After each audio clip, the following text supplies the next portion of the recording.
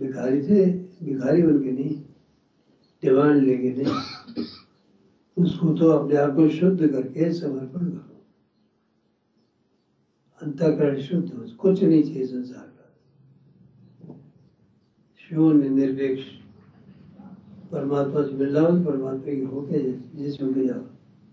बुरा महाराज कहते हैं, यदि मुझसे मिलने आना चाहते हो मेरे जैसे हो जाओ, और मुझे बुलाना चाहते हो तो मेरे जैसे होके बोलो, बाकी तुम्हारे मेरे बीच में संबंध क्या है।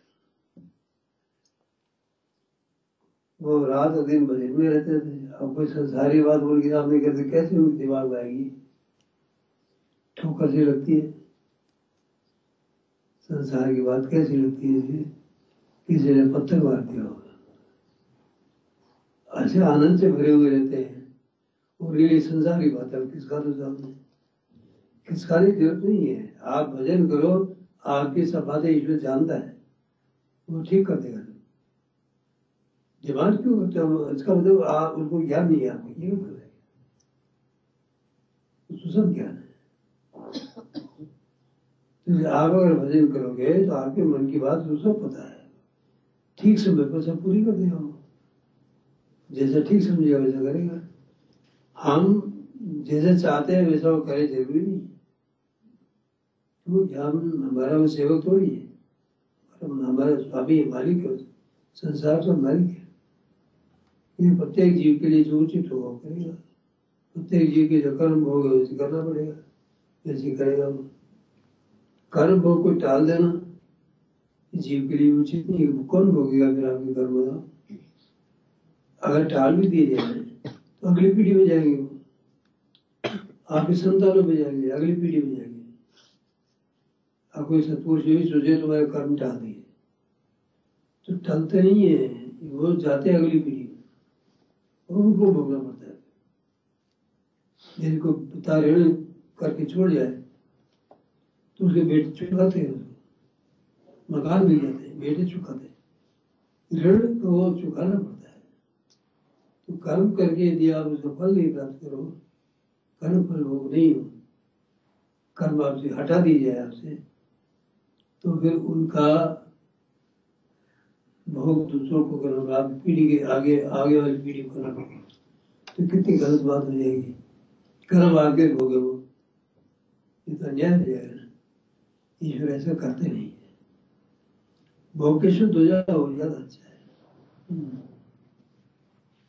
मेरी प्रेम लक्षण और ज्ञान लक्षण भक्ति के लिए वही एक योग्य ज्ञानी है, जैसे आकाश का आलिंगन करने के लिए आकाश ही योग्य है। बस आकाश का आलिंगन कौन कर सकता है, अब आलिंगन करके देखो आकाश का, नहीं कर सकते। तो ऐसे ही जो शून्य है, बिल्कुल सब गुणों से रहित है, बिल्कुल निर्गुण है, कोई गुण नहीं है उसमें। सब गुणों की संभावना उसमें है, पैदा कर सकता है वो, लेकिन स्वयं में निरपेक्ष है, कोई गुण नहीं। तो उसको अगर मिलना है तो आपको भी गुण रहित होकर जाना पड़ेगा, तद्रूप बन के जाना पड़ेगा, बन के तद्रूप हो जाओगे तो जाना पड़ेगा। बन के आपके अंदर थोड़े से रहेगी ग्रामीण पूरी कर देगा, पूर्ण होगे तो आप जा नहीं सकते, कहीं पूर्ण होने की क्षमता है तो वही देगा, उससे मिलोगे धीरे धीरे धीरे धीरे आपकी कमियां पूर्ण होती जाएंगी।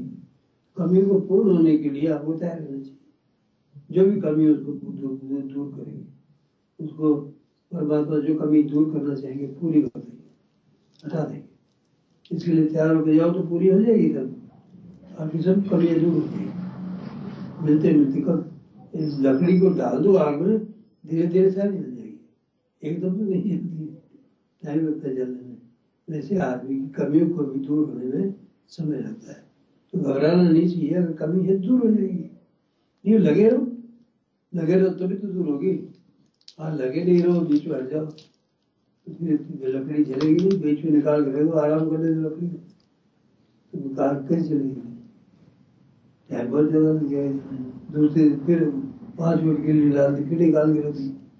तो हम भजन ऐसे करते हैं, थोड़ी देर करते हैं फिर रुक जाते हैं, थोड़ी देर करते हैं फिर रुक जाते हैं। तो मकान बने में अगर आप एक ईंट की परत आपने लगा दी और आराम किया महीने भर,